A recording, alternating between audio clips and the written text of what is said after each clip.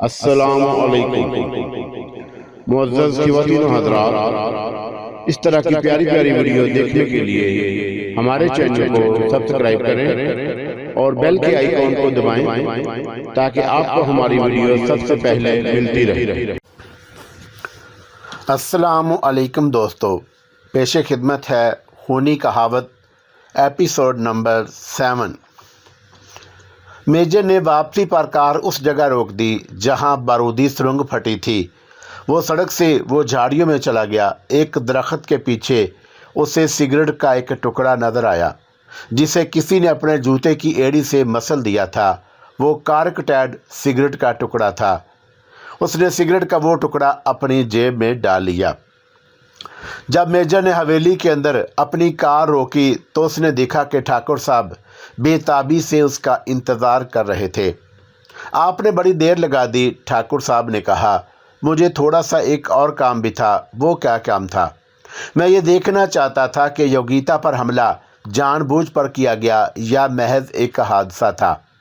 मैं खुद हैरान था कि आप लोगों ने मुझे ये तो बताया ही नहीं कि योगिता पर हमला क्यों और कैसे हुआ। योगिता भी खामोश रही। बताइए कि वो एक हादसा था या किसी ने जानबूझकर योगिता पर हमला किया था? किसी ने जानबूझकर उस पर हमला किया था और इसका सबूत मेरे पास मौजूद है। मेजर ने जेब से सिगरेट का टुकड़ा निकालते हुए कहा। ओहो मेरे भगवान, दुश्मन योगिता के पीछे भी पंजे झाड़ कर पड़ गया है। मगर क्यों? आपको सिर्फ और सिर्फ आपको खौफजदा करने के लिए ऐसा किया गया। ठाकुर साहब ने दुश्मन को गाली दी। आपने योगिता को ये तो नहीं बताया कि उसकी ज़िंदगी खतरे में है। मैं उसे बता चुका हूँ। आपको ऐसा नहीं करना चाहिए था। देखिए ठाकुर साहब, ये फ़ैसला आपको नहीं करना है कि मुझे क्या करना चाहिए और क्या नहीं। मैंने योगिता को खबरदार करके एक अच्छी बात की है। वो अब होशियार और चौकन्नी रहेगी। आप ही कहिए कि उस वक़्त आपका क्या हाल होता जब यह खबर आती कि किसी ने योगिता को कत्ल कर दिया। ठाकुर साहब अपने होंठ दांतों से काटने लगे। आप ठीक कहते हैं। देखिए योगिता संभल गई है। आप भी अपने हवास कायम रखिए। वक्त से पहले अंधाधुंध कदम ना उठाइए। मेजर ने एक कुर्सी पर बैठते हुए कहा। फिर उसने सिगरेट सुलगाया और खिला में घूरते हुए लंबे लंबे कश लेने लगा। अगले रोज़ नाश्ते के बाद मेजर संग्राम और ठाकुर वीर सिंह हवेली के बाहर लान में बैठे थे। सुबह की धूप बड़ी भली मालूम हो रही थी। अब आप मुझे ठीक ठीक बताइए कि योगिता को कत्ल करने का मकसद क्या हो सकता है? ठाकुर साहब ने कहा। मैं अपनी राय का इज़हार कर चुका हूँ, लेकिन आपके इत्मीनान के लिए आपको अपनी राय से फिर आगाह करता हूँ। योगिता को कत्ल करने के दो असबाब हो सकते हैं। आपको उसके साथ शादी करने से रोकना, आपको खौफजदा करके हवेली से बाहर निकालना और आपको बड़ी आसानी से गोली का निशाना बनाना। देख लीजिए, दुश्मन अपने मकसद में थोड़ा सा कामयाब तो हो चुका है। कल से आप परेशान हैं। आपकी आंखों के गिर्द स्याह हल्के पड़े हुए हैं, जिसका मतलब है आप रात भर सोए नहीं। आप ठीक कहते हैं, मगर आप कुछ कर नहीं रहे। मेरी महबूबा पर हमला हुआ और आप हाथ पर हाथ धरे बैठे हैं। मैं कतन बेकार नहीं बैठा हूँ। आखिर उस साजिश के पीछे कौन है? ठाकुर ने कसमसाते हुए पूछा। मैं साजिश की नौइयत जान चुका हूँ। शायद मैं उन लोगों का आपको नाम भी बता सकूँ। उन लोगों का नाम पर क्या एक से ज़्यादा लोग साजिश कर रहे हैं? जी हाँ, मुझे उस साजिश के पीछे 3 आदमी नज़र आते हैं और इससे ज़्यादा भी हो सकते हैं। ठाकुर साहब हैरान रह गए। क्या आप मुझे उस आदमी का नाम बता सकते हैं जिसने योगिता पर हमला किया? अगर मैं आपको उनका नाम बता दूं तो आप क्या करेंगे? मैं उसे गोली से उड़ा दूंगा। आप ऐसी कोई बात नहीं करेंगे, वरना आपको जेल की कोठरी में होंगे। अगर आप उस शख्स का नाम जानते हैं तो आप उस शख्स को गिरफ्तार क्यों नहीं करवा देते? ठाकुर साहब ने झल्ला कर कहा। उसे किस इल्ज़ाम में गिरफ्तार कराऊं? मेजर ने पूछा। कत्ल के इल्ज़ाम में। किसके कत्ल के इल्ज़ाम में? मेरे भाई बलराम सिंह के इल्ज़ाम में। आपको मालूम होना चाहिए कि यह साबित करने के लिए कि किस शख्स ने कत्ल किया है, नाकाबिल तरवीज सबूत की ज़रूरत होती है और अभी तक मुझे कोई नाकाबिल तरवीज सबूत नहीं मिला। जजों को अपने दलाइल से कायल करने की ज़रूरत होती है और अगर आपके पास दलाइल कमज़ोर हों तो मुल्ज़म को शक का फ़ायदा मिल जाता है और वह साफ बच जाता है। अगर इस मामले में भी ऐसा हुआ तो फिर आपको ज़्यादा नुकसान होगा। कातिल आज़ाद होगा और आप पर ज़्यादा मुनज़्ज़म तरीके से हमला करेगा। जल्दबाजी से काम लेने की ज़रूरत नहीं। कत्ल के केस में महज क्यास आराई से काम नहीं चलता। कोई ठोस सबूत मेरे हाथ लगने दीजिए, फिर देखिएगा कि मैं किस तेज़ी से हरकत में आता हूँ। ठोस सबूत कब आपके हाथ लगेगा? मैं समझता हूँ कि अब ज़्यादा देर नहीं लगेगी। कहीं ऐसा तो नहीं होगा कि सबूत फराहम होने से पहले ही योगिता को कत्ल कर दिया जाए। मैंने उसे मशवरा दिया है कि मोहतात रहे। आप दुश्मन को एक नई कोशिश करने का मौका दे रहे हैं। हाँ, मैं चाहता हूँ कि वो एक और कोशिश करे। आप कमाल कर रहे हैं, ठाकुर साहब ने सटपटाते हुए कहा। क्या आदमी को कत्ल के शुबे में गिरफ्तार नहीं किया जा सकता? आप इतने बेकरार क्यों होते हैं? दुश्मन खुले बंदों फिर रहा है। वो चाहे तो मुझे यहाँ बैठे बैठे गोली मार सकता है, ठाकुर साहब ने कहा। नहीं, वो इतनी हिम्मत नहीं करेगा। उस वक़्त तक कातल की तकनीक ये रही है कि वो कत्ल को एक हादसा करार दे। कातल अपनी तकनीक बहुत कम बदला करते हैं। क्या वो पेशावर कातल है? नहीं, वो पेशावर कातल नहीं है, बल्कि मैं समझता हूँ कि वो एक मुहज़्ज़ब इंसान है। उसके बावजूद मुझे कत्ल करने का इरादा बांध चुका है। हाँ, वो शायद हालात का गुलाम है। कैसे हालात? मैं आपको समझाने की कोशिश करता हूँ। वो आप पर गोली चलाकर ही मुतमिन नहीं होगा। उसकी ख्वाहिश ये होगी कि जब वो आप पर गोली चलाए तो आप उसे ज़रूर देखें जिस तरह आपके भाई बलराम सिंह ने उसे देखा था, यानी उसके 3 सितारों को देखा था। आप तो उस वाक़े को एक पुरअसरार किस्सा बना रहे हैं। ये वाकई एक पुरअसरार किस्सा है। आपने उस वक़्त जो बातें कही हैं उनसे इस बात का पता नहीं चला कि उसने योगिता को हलाक करने की कोशिश क्यों की। आप ये कहते हैं कि कातिल चाहता है कि मकतूल उसे गोली चलाता हुआ देख ले। आपकी ये दलील योगिता के सिलसिले में मजबूत साबित नहीं होती। उसने योगिता को छुपकर हलाक करने की कोशिश की। उसने हमला आवर को देखा तक नहीं। योगिता का मामला दूसरा था और उसे अपने आप को योगिता के सामने जाहिर करने की ज़रूरत नहीं थी। क्यों? देखिए, सबूत के हाथ लगते ही मैं अपनी बातों की अच्छी तरह वजाहत कर सकूंगा। मैं आपको सब कुछ बता दूंगा और आप मेरी हर बात फ़ौरन समझ जाएंगे। और फिर मेजर ने आसमान की तरफ देखते हुए कहा, ऐसे मालूम होता है हवा का तेज़ तूफ़ान आने वाला है। चंद मिनट के बाद बादल गरजने लगे और तेज़ हवा चलने लगी। वो दोनों अंदर चले गए। अब बारिश होने लगी थी। हवेली के अंदर की फ़िज़ा बड़ी यास अंगेज़ हो गई। रात के खाने के बाद मेजर प्रदीप का लाया हुआ सामान देखने लगा। वो सिगरेट पी रहा था और गिलास पर पड़े हुए उंगलियों के निशानात के प्रिंट का मुताला कर रहा था। पूर्णा अपने कमरे में थी। वो एक समझदार लड़की थी। उसे मालूम था कि मेजर काम में मसरूफ़ है, इसलिए वो अपने कमरे से बाहर नहीं निकली थी। मेजर के कमरे की खिड़की तेज़ हवा के बायस खुल गई। वो कमरे में रखी हुई मेज़ पर चढ़ गया और उसने खिड़की बंद करने से पहले आसमान की तरफ देखा। वहाँ घने बादल छाए हुए थे। कभी बिजली चमक जाती और उसने खिड़की में से नीचे झांक कर देखा। उसे बिजली की हल्की रोशनी में झाड़ियों के पास एक साया मंडलाता हुआ नजर आया। वो फ़ौरन पीछे हट गया। उसने सोचा कि उसे फ़ौरन जाकर ठाकुर साहब को खबर कर देनी चाहिए। उसने बैग में से छोटा पिस्तौल निकाल लिया जिस पर गोली की आवाज़ को दबाने वाला साइलेंसर लगा हुआ था। फिर बैग से टार्च निकालकर जेब में डाल ली और वो डेवड़ी में से गुजरकर ठाकुर साहब के कमरे की तरफ चल दिया। उसका कमरा बंद था। मेजर ने दरवाजे पर दस्तक दी। कोई जवाब न आया और उसने दरवाजे का हैंडल घुमा कर उसे खोल दिया। सिंगार मेज पर एक मोमबत्ती जल रही थी और ठाकुर साहब अपने कमरे में नहीं थे। मेजर के पैरों तले से ज़मीन निकल गई। वो घबरा गया और उसने उन कमरों के दरवाजे पर दस्तक दी जिनको ठाकुर साहब इस्तेमाल करते थे। ठाकुर साहब कहीं भी नहीं थे।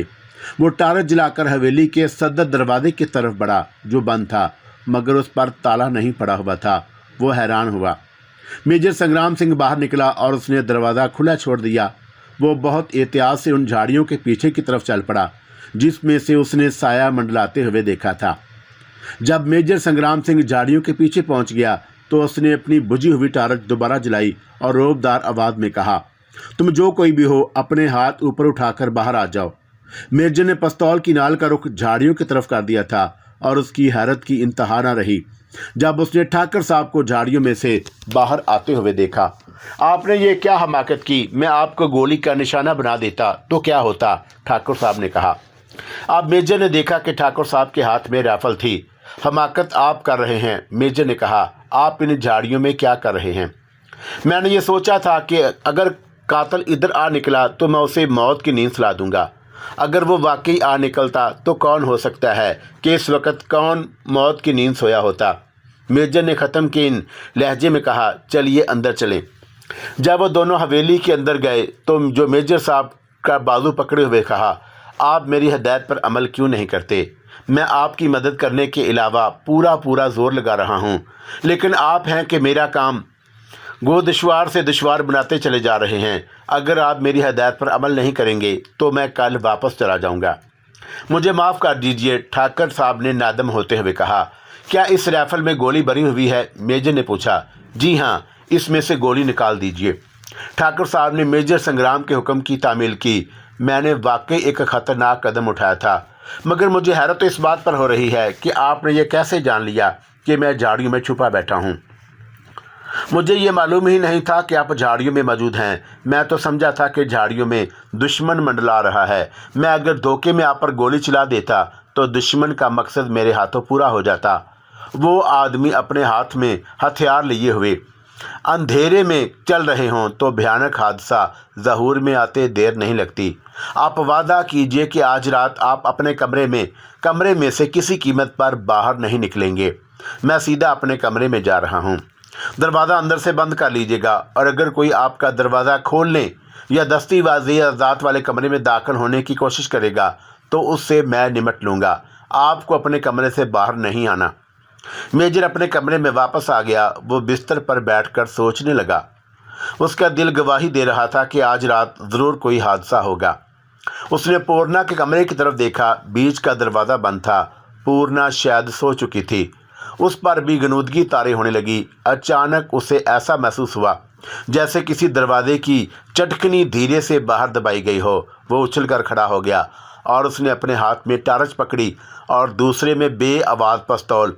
वह दबे पांव दस्तावेज़ात वाले कमरे की तरफ बढ़ा और फिर उसने खटाक से दरवाज़ा खोल दिया। वो शख्स जो उस कमरे में मौजूद था शायद मेजर के दबे कदमों की आवाज़ सुन चुका था, क्योंकि उस कमरे में दाखिल होने के बाद मेजर ने सामने की दीवार के पीछे किसी के कूदने की आवाज़ सुनी। मेजर संग्राम सिंह संदूक पर चढ़ गया और उसने बड़ी एहतियात के साथ कमरे की एक खिड़की का पाट उठाकर टार्च की रोशनी उस तरफ फेंकते हुए दूर तक देखा और उसे एक लंबा तिरंगा शख्स नजर आया जिसने ज़रा बख्तर पहन रखा था। मेजर ने देखा कि उसने ज़रा बख्तर को झंझोड़कर अपने हाथ में कोई चीज़ पकड़ ली थी। मेजर संग्राम फौरन दीवार की ओट में हो गया क्योंकि उसके एक शोला चमकता हुआ नजर आया और गोली की आवाज़ आई। मेजर ने फिर बड़ी एहतियात के साथ खिड़की से बाहर झांक कर देखा। वो शख्स गायब हो चुका था। मेजर मुड़ा और वो खिड़की की बजाय हवेली के सदर दरवाजे से निकलकर उस शख्स का पीछा करना चाहता था। अचानक उसे ख्याल आया कि हमलावर शख्स सुरंग में दाखिल हो चुका है। तआक्कुब को बेसूद है। मेजर मुड़ा तो उसने अपने सामने ठाकर साहब को खड़े पाया। ये क्या हो रहा है? ठाकर साहब ने पूछा। अगर 1 मिनट देर से ना पहुंचता तो मैंने उसे पकड़ लिया होता। मेजर ने कहा। कैसे पकड़ लिया होता? आज एक नया शख्स दस्तावेज़ात का संदूक खोलने के लिए आया था। मैं तो गोली की आवाज़ सुनकर उधर आ निकला हूँ। इतने में पूर्णा, नाना राय और परदेव भी वहाँ पहुँच गए। क्या हुआ? नाना राय ने पूछा। आज उस हवेली में एक नया मेहमान आया था। मुझसे गलती हो गई। मुझे चाहिए था कि मैं उस कमरे में जाकर उसका इंतज़ार करता। मैंने हमाकत की कि सीधा उस कमरे में चला गया और वो मेरे कदमों की आहट पाकर चौकस हो गया। कमरे में मेरे पहुंचने से पहले ही वो खिड़की के रास्ते निकलकर दरख्त पर चढ़ गया। आज वो पिस्तौल से मसला था। क्या उसका पीछा नहीं किया जा सकता? हम इतने आदमी हैं, परदेव ने पूछा। इतने अंधेरी रात में उसका पीछा नहीं किया जा सकता, मेजर संग्राम सिंह ने कहा। अगर वो एक नया आदमी था तो इसका मतलब है कि बहुत से आदमी मेरी जान के लागू हो रहे हैं। मेजर जवाब देना चाहता था मगर वो ठटक रह गया। वो एक दूर एक कार के चलने की आवाज़ आई। सब हिम्मतन गोश हो गए। कार उसी शख्स की मालूम होती है। अच्छा, तो वो कार में आया था, मेजर ने कहा। हमें दस्तावेज़ात वाले संदूक के कमरे में दोबारा चलना चाहिए, शायद जल्दी में उसका कोई चीज़ वहाँ छूट गई हो। वो सब उस कमरे में दाखिल हो गए। मेजर बड़े संदूक के पास पड़ी हुई एक चीज़ देखने लगा। ये तो एक आरी है, ठाकर साहब बोले, और दो उसे उठाने के लिए बढ़े तो मेजर ने उनको रोक दिया और कहा, इनको हाथ ना लगाइए, इस पर उंगलियों के निशानात होंगे। और वह शख्स इस दफ़ा लोहा काटने वाली आरी लाया था।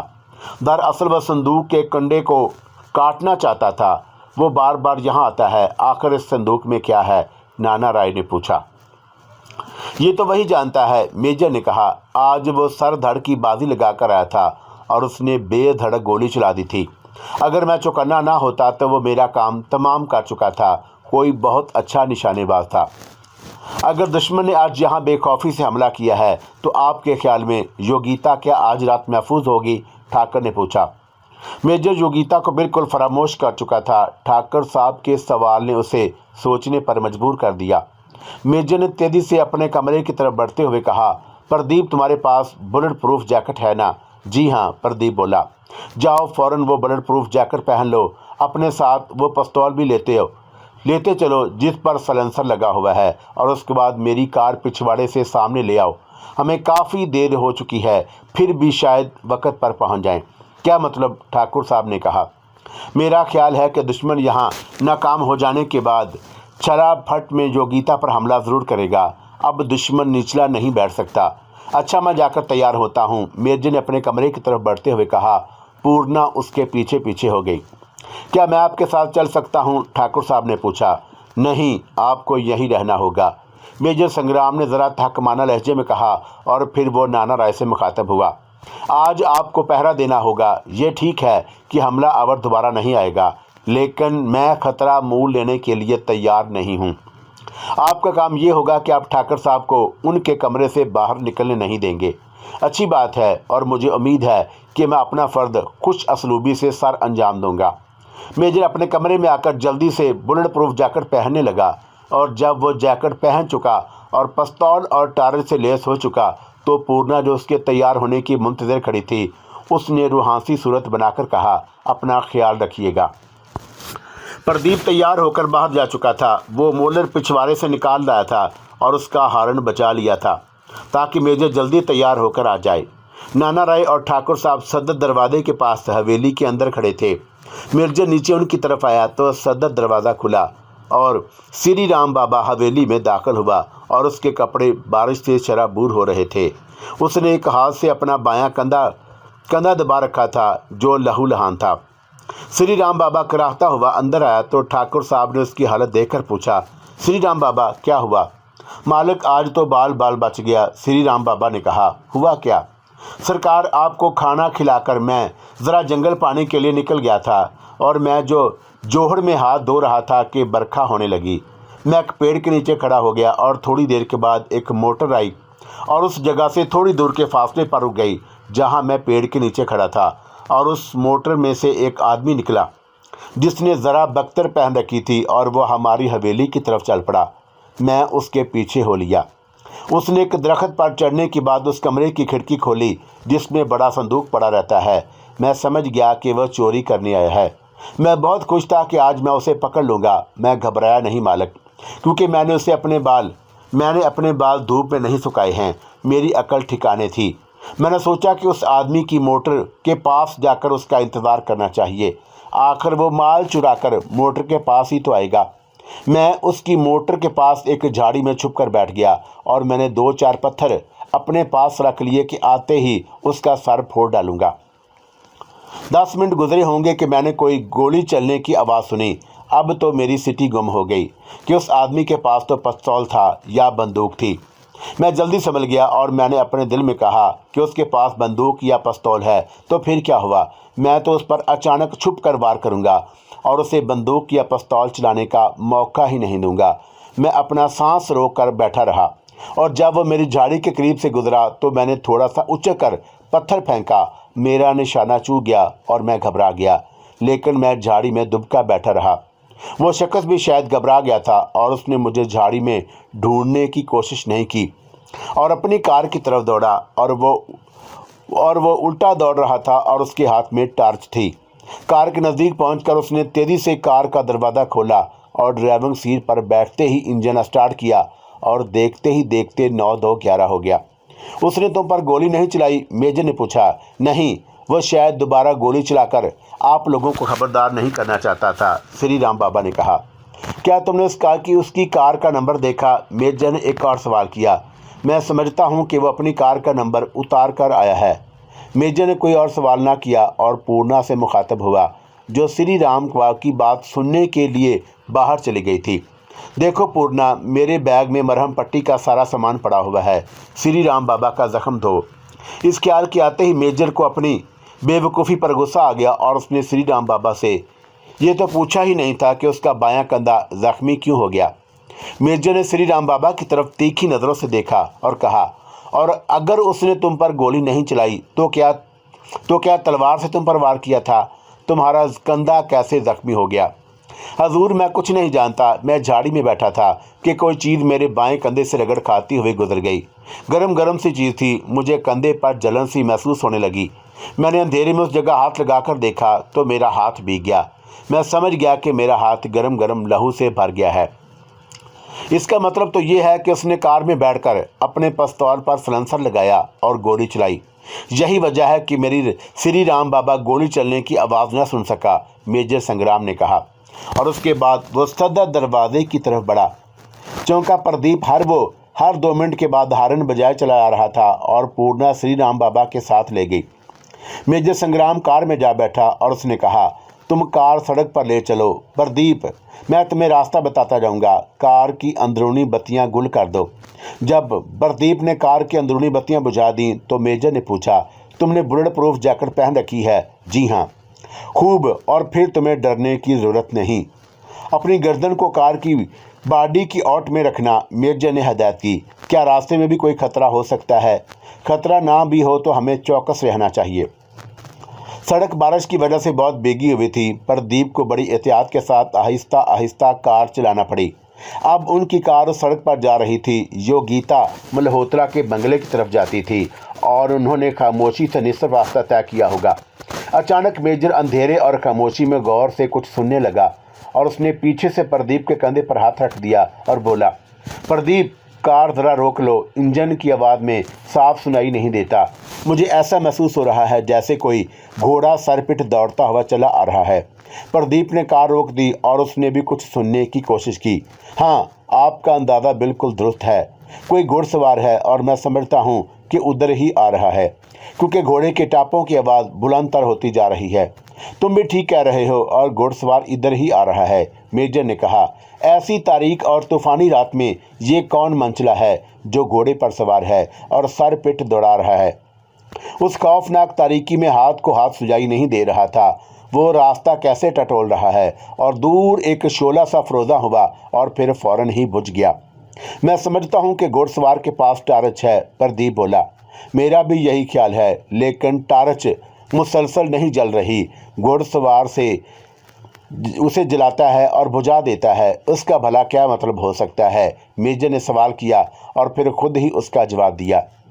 इसके 2 मतलब हो सकते हैं। एक तो ये कि घुड़सवार टार्च मुसलसल ना जलाने से अपने आप को छुपाना चाहता है, और उसका दूसरा मतलब ये है कि घुड़सवार अपने रास्ते से बखूबी वाकिफ़ है। चंद मिनट के बाद घोड़े के टापों की आवाज़ ज़्यादा बुलंद हो गई। मेजर ने जल्दी से प्रदीप से कहा, प्रदीप, जब ये घुड़सवार कार के पास से गुजरे तो टार्च जलाकर उसे देखने की कोशिश करना। प्रदीप ने असबात में सर हिलाया, और मैं भी उसे देखने की कोशिश करूंगा, लेकिन वो इतनी तेज़ी से आ रहा है कि वह चश्मे ज़ून में हमारे करीब से गुजर जाएगा। दोनों अपने अपनी टार्च हाथ में लिए हुए घुड़सवार का इंतज़ार करने लगे। चंद मिनट के बाद गहरी तारीकी में एक ह्योला दिखाई दिया। घोड़ा वाकई हवा से बातें करता हुआ आ रहा था। जब घुड़सवार ऐन कार के पास आ गया तो मेजर और प्रदीप ने बीक वक्त अपनी अपनी टार्च रोशनी उस पर फेंकी। दोनों हैरान रह गए। वो घुड़सवार माँ बुरका पोश था और उसका सारा जिस्म ढका हुआ था और उन्हें उसके बोनट तक नज़र नहीं आए थे, और वह बिजली की सी तेज़ी के साथ कार के करीब से गुजर गया। तुम्हारे ख्याल में कौन हो सकता है? मेजर ने कहा। मेरा मतलब है कि घोड़े पर कोई मर्द सवार था या औरत। कुछ नहीं कह सकता। क्या तुमने कुछ और भी देखा? मैं सिर्फ इतना देख पाया, कि उस बुरके में राइफल जैसी लंबी कोई चीज़ थी। मेजर गहरी सोच में डूब गया और उसने कार की नशस्त के ऊपर कार के शीशे में से टार्च की रोशनी फेंक कर देखने की कोशिश की और उसे कुछ नजर ना आया। ऐन उसी वक्त कार के अकबी शीशे के टूटने की आवाज़ आई। एक चीज मेजर के सीने से टकराई और कार की पिछली सीट पर गिर पड़ी। मेजर ने उसे हाथ में उठाया। वो गोली थी। गोली? मेजर के मुंह से निकला। घोड़सवार ने हम पर गोली चलाई। ये तो खैरियत हुई कि हम एहतियातन घर से बुलेट प्रूफ जैकेट पहन कर निकले थे, वरना अपना वो काम कर गया था। प्रदीप, कार मोड़ो और उस घोड़सवार का पीछा करो, मेजर ने हुक्म दिया। प्रदीप ने तेजी से कार मोड़ी और घुड़सवार के पीछे सड़क पर डाल दी। उसने कार की रफ्तार तेज कर दी। घोड़सवार काफी दूर निकल गया था और उसके घोड़ों की टापों की आवाज़ बहुत धीमी धीमी सुनाई दी। 10 मिनट के बाद घोड़े की टापों की धीमी आवाज़ बुलंद हो गई और हम उसके नज़दीक पहुंच रहे हैं। मेजर ने कहा, कार की रफ्तार और तेज कर दो। घोड़सवार भी कार की बत्तियों की रोशनी की जिद में नहीं आया। वो कार की रोशनी की जिद में आ जाए तो मैं समझता हूँ कि हमें उस पर गोली चला देनी चाहिए, प्रदीप ने मशवरा दिया। हम कोई ऐसी बेवकूफ़ी नहीं करेंगे, मेजर ने कहा। मुमकिन हो सके तो घोड़े की टांग पर गोली चलाएंगे। आप भूल रहे हैं कि घोड़े सवार के पास बंदूक या रिवाल्वर भी है। वो हमारा मुकाबला करेगा, प्रदीप ने कहा। क्या तुम मुकाबले से डरते हो? वो मुकाबला करेगा तो बेवकूफ़ी का सबूत देगा। 10 मिनट के बाद घोड़सवार कार की बत्तियों की रोशनी की जिद में आ गया। मेजर ने फासला देखकर रिवाल्वर की लिबली भी दबाई और गोली चला दी। उसने कार की खिड़की में से अपना मुंह बाहर निकाल रखा था। गोली चलाने के फौरन बाद उसने अपना मुंह अंदर कर लिया और इसने एक शोला सा चमकता हुआ देखा। कोई चीज़ सनसनाती हुई उस कार के करीब से गुजर गई। मेजर ने शायद कार और घोड़सवार के दरमियानी फासले का गलत अंदाज़ा लगाया था, क्योंकि गोली घोड़े के नहीं लगी थी और उसके टापों की आवाज़ बेदस्तूर सुनाई दे रही थी और कार की रोशनी में उसकी दुम लहराती हुई नजर आ रही थी। दुश्मन के पास भी रिवाल्वर है जिस पर सलेंसर लगा हुआ है, मेजर ने कहा। मैं तो अब भी यही मशवरा दूंगा कि घोड़े पर नहीं, उस पर गोली चलानी चाहिए। अब हमें यह यकीन तो हो चुका है कि घोड़सवार हमारा कोई दुश्मन है। वो हमें जानता है, वरना हम पर गोली क्यों चलाता? तुम ठीक कहते हो, घुड़सवार हमारा कोई दुश्मन है, लेकिन मैं अभी तक ये फैसला नहीं कर पाया हूँ कि वो मर्द है या औरत। तुम कार की रफ्तार ज़रा और तेज़ कर दो। प्रदीप ने कार की रफ्तार और तेज़ कर दी और अब घुड़सवार की रोशनी में साफ दिखाई देने लगा और उसकी सिर्फ पीठ नज़र आ रही थी। मैं समझता हूँ कि अब मेरा वार खाली नहीं जाएगा, मेजर ने कहा और कार की खिड़की में से मुंह निकालकर घोड़े पर दोबारा गोली चलाई। दूसरे ही लम्हे घोड़ा लड़खड़ाया और गिर पड़ा और उसके साथ ही उसका सवार भी जमीन पर आ रहा, लेकिन फिर फौरन ही संभल कर सड़क से हटकर तारीकी की तरफ दौड़ा। इतने में मेजर की कार भी घोड़े के करीब पहुंच गई जो तड़प रहा था। प्रदीप बेतहाशा उस तरफ अंधेरे में गोलियां चलाने लगा जिस तरफ घोड़सवार दौड़ता हुआ गया था। ये क्या हमाकत कर रहे हो प्रदीप? मेजर ने कार में से बाहर निकलते हुए कहा। इतने में एक गोली मेजर के सीने से फिर टकराई और सड़क पर गिर पड़ी। मेजर ने टार्च की रोशनी उसकी तरफ फेंकी और जिस तरफ से गोली आई थी वहां कोई नहीं था। प्रदीप ने गोलियां चलाना बंद कर दी। बाहर निकलो, मेजर ने हुक्म दिया, और हमें उसका ताक़ब करना होगा। ऐन मुमकिन है कि उसके रिवाल्वर की गोलियां ख़त्म हो चुकी हों, वरना इस वक्त वो मुझ पर एक ही गोली क्यों चलाता? प्रदीप बाहर आ गया तो मेजर ने उस हिम्मत दौड़ना शुरू कर दिया जिधर हमला अवर गुम हो गया था। वो काफ़ी दूर निकल गए मगर घुड़सवार कहीं उनको नजर ना आया।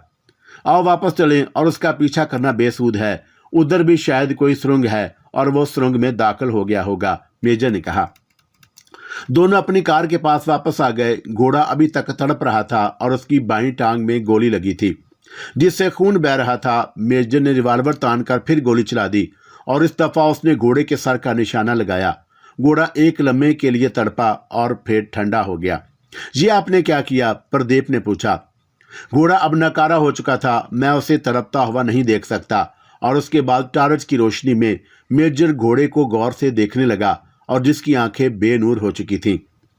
मुझे तो ऐसा लगता है कि ये अंतरा का घोड़ा है, मेजर ने कहा, और उसका रंग सुर्खी माइल भूरा है। मैं यकीन से कह सकता हूँ कि ये अख्तरा का घोड़ा है। चलो प्रदीप, हमें फौरन योगिता के यहाँ पहुँचना चाहिए। मैं समझता हूँ कि ये घोड़सवार वहीं से वापस आ रहा था। जब कार योगिता के बंगले पर पहुंची तो उसके बंगले की तमाम बत्तियां रोशन थी और कुछ लोग इधर उधर भाग रहे थे और वो घर के मुलाजिम मालूम होते थे। यहाँ भगदड़ क्यों मची हुई है? प्रदीप ने पूछा। ऐसे लगता है कि यहाँ कोई हौलनाक वाकया ज़हूर में आया है, मेजर ने कहा। कार को नजदीक आता हुआ देखकर कुछ लोग रुक गए और फिर मेजर ने देखा कि योगिता कार की आवाज सुनकर बाहर निकली। वो हवास बागता नजर आ रही थी। कार की बत्तियों की रोशनी में उसका चेहरा साफ नजर आ रहा था। वो वाकई परेशान थी। मेजर ने कार उसके करीब जाकर रोक दी तो योगिता के चेहरे पर एक लम्हे के लिए मसरत की चमक पैदा हुई और दूसरे ही लम्हे वो चमक गायब हो गई। योगिता ने कपकपाते होंठों से कोई बात कहने का इरादा किया मगर उसका गला रुंध गया और वो कुछ कह ना सकी। मेजर ने कार का दरवाजा खोलकर बाहर निकलते हुए कहा, यहाँ कोई होलनाक बात हुई है। योगिता ने इस बात में सर हिलाया और उसके मुंह से अभी तक बात नहीं निकली थी।